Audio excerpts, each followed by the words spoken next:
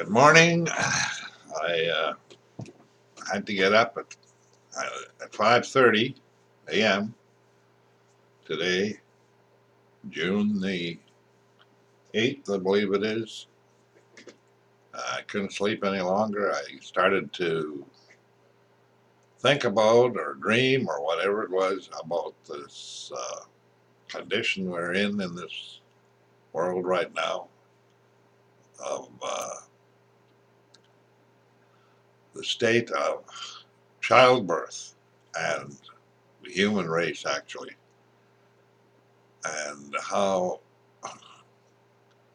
the world has turned against the reproduction of human beings, and how devilish this is. And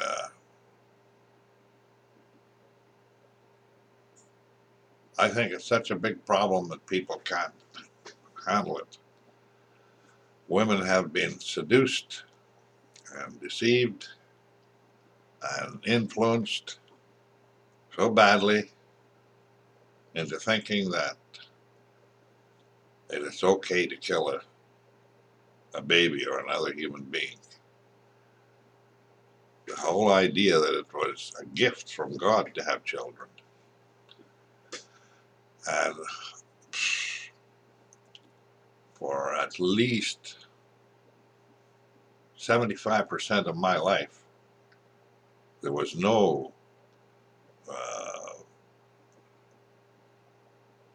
no reason to believe that children were a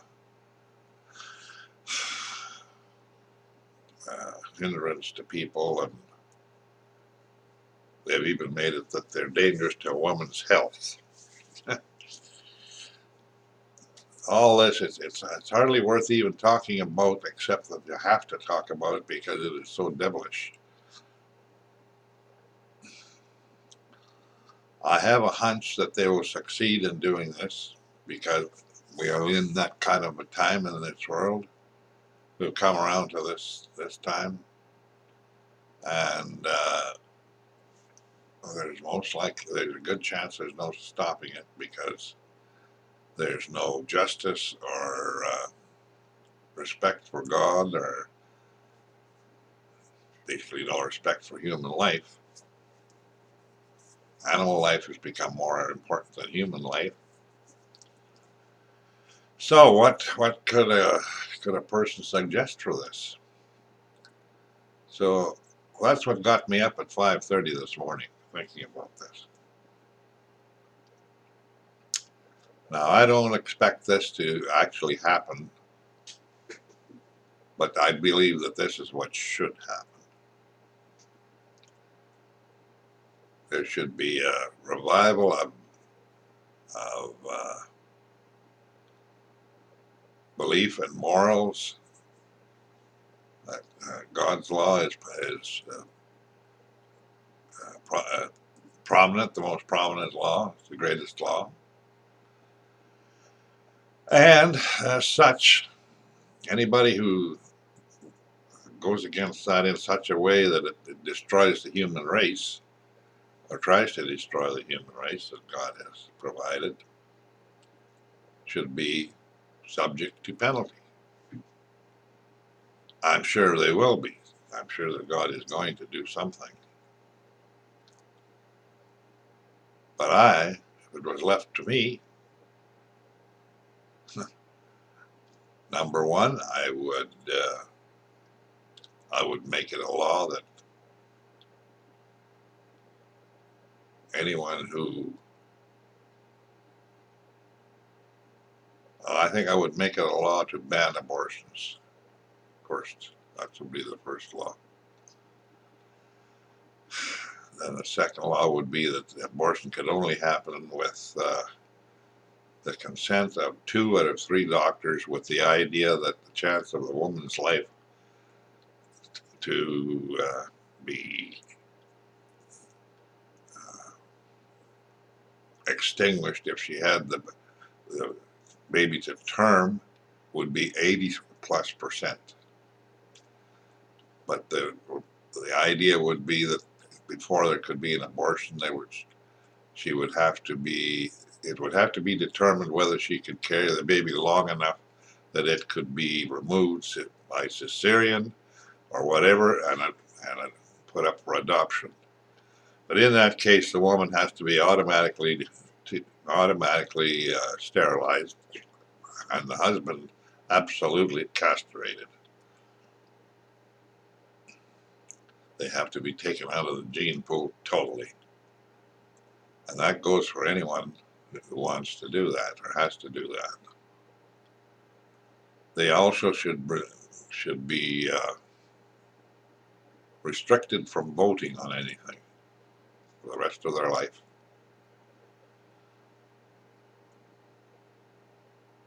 The idea that is prevalent now that it's okay to kill babies right up to birth or even after birth, sounds like, is so. I mean, people think Nero was bad when he killed babies. Well, what's the difference?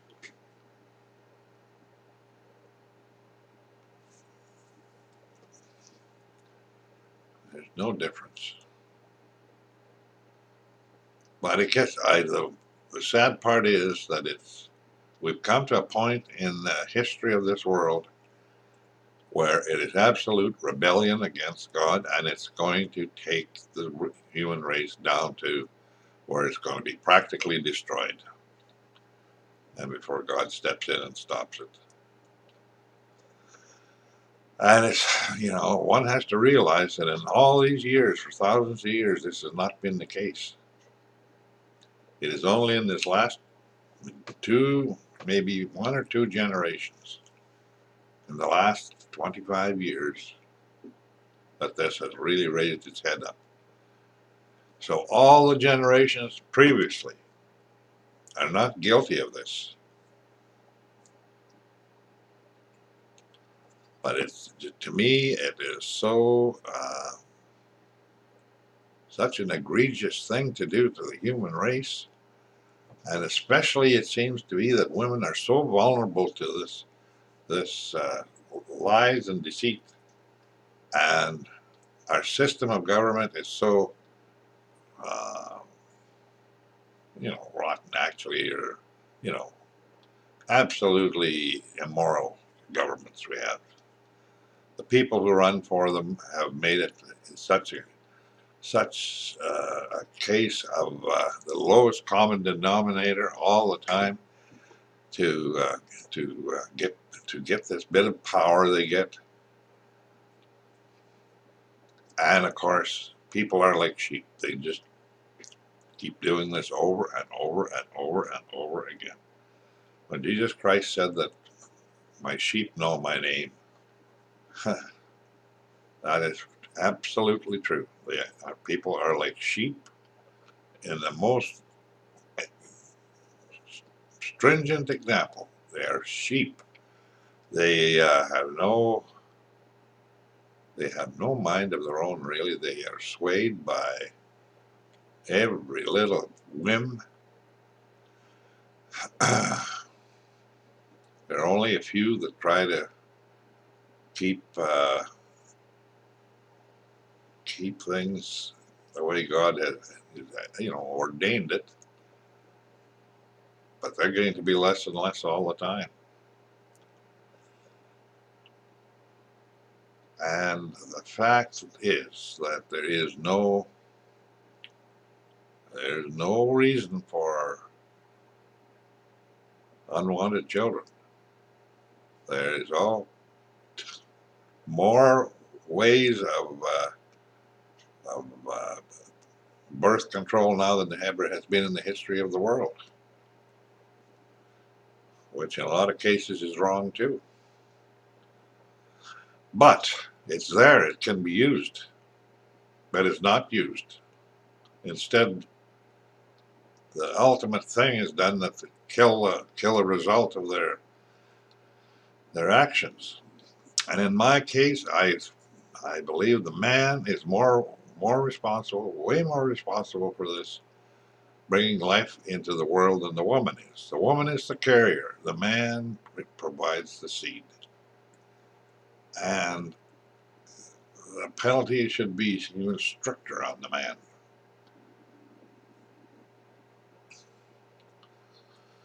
I would, if it was up to me, there would be no single girls walking down the street with a baby carriage and the young men gathered on the other side joking and kicking around uh, and responsible for the baby, been making a big joke about it and no responsibility.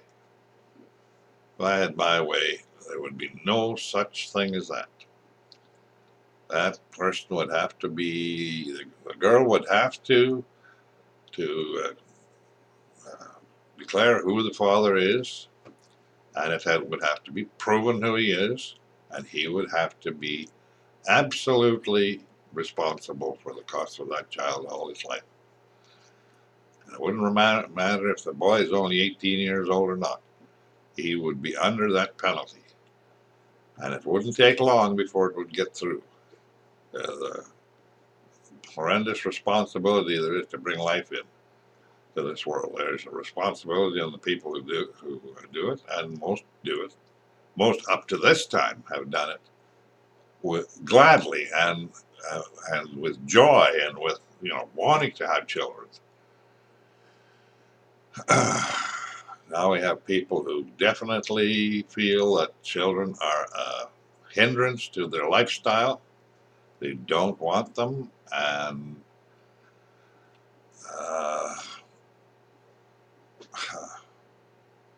that's the sign of the most selfish generation you can have. And that's what will put the human race down. It's just it's happening before our eyes, and most people don't want to see it, don't even want to look at it. They don't realize that they're destroying their own culture, their own nation, by all kinds of means. One of them is one of the big ones is abortion, because it amounts to millions of humans, and as a result of that, to keep the country going and the nation going and operating, they have to import people to reproduce the population. When they do that, they give up their own culture and turn their country, and because they have given up their life, their life now that has no future whatsoever.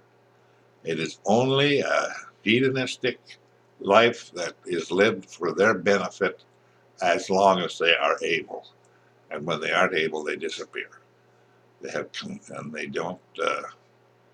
They don't. They don't. What's the word? They don't give anything to their nation or society. They only take, and as such, they are just leeches, and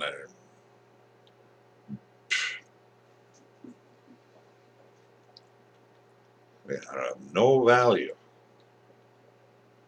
Uh, It's a good thing that I'm not going to be the judge of them, because I couldn't do that. And I hope that the day comes when I'll be able to maybe see how God treats this, because it's going to be amazing to see how it's handled. I mean, this is for a person to have to wake up at 5:30 in the morning because you can't sleep any longer thinking about stuff like this, which I can't really do much about. But other than the realization that anybody who listens to this knows that, that at least there's one person who realizes that this is a sign of absolute basic destruction of. If it's carried to its limits, it's the destruction of the human race. That's what it is. If it's carried right to the limits. And the thing is, due to the fact that I've lived this long, I know both sides of it. I know when it's not like this, and I see what it is like this. And when I see that, I realize how dastardly wrong it is. And I, you know, being that I have a finite life, I can't really understand how God can put up with this. But God's plan is in the long term. And anything, nothing can thwart his plan anyway. I mean, he can bring to life every single one that's been aborted if he wants to, and which he just may do, because I believe that he is the one who gives life and procreates the life. He's put in a system to do that, and he knows of every. To believe that he doesn't is ludicrous, because how else do you, why would he not be able to do that when he can, when we know, we can see and understand how God is in charge of everything in the universe and on earth and nature and everything else. There is absolutely no reason why he isn't cognizant of that fact. He says that he knows every hair on your head.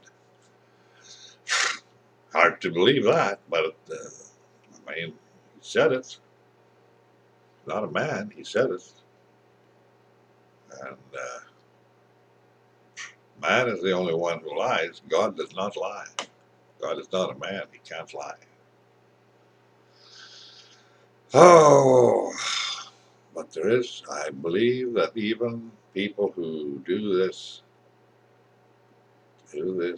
dastardly murder, can ask for forgiveness, and God can forgive, because it is plain that when people choose to rebel against God, God has in place the fact that He can give them over to what He calls a reprobate mind, which will have no conscience of any kind and will not ask for forgiveness because they refuse to ask for forgiveness.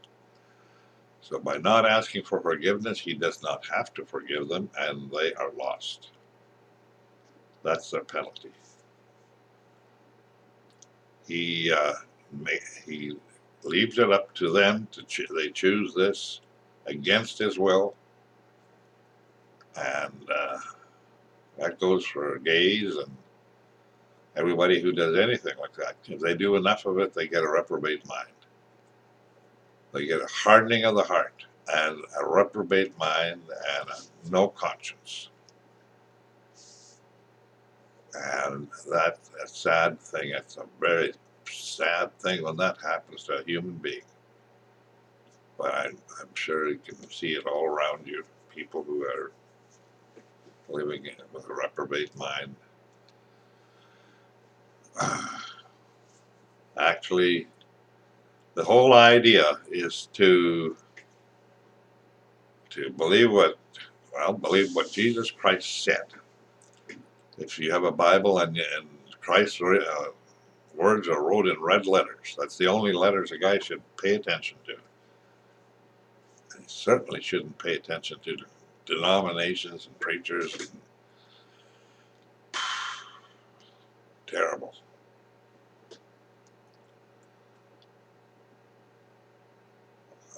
Yeah. There is the fact that it's a great, great promise for people, for human nature, human race.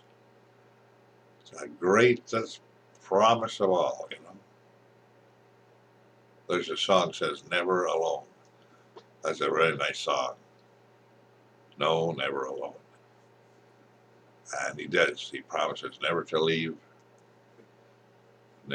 me, never to forsake me. That goes for anyone who believes him. And that is a sign of security. And I think people need that security. That is the best security you can have. Well, I've got that off my chest. Not that it's going to make anybody happy or sad or whatever. I don't know, but it's a dirty fact, and I wish it wasn't the case, but I guess it is the case. All I can do is hope that God has a plan for it and for everyone who believes Him. Thank you very much.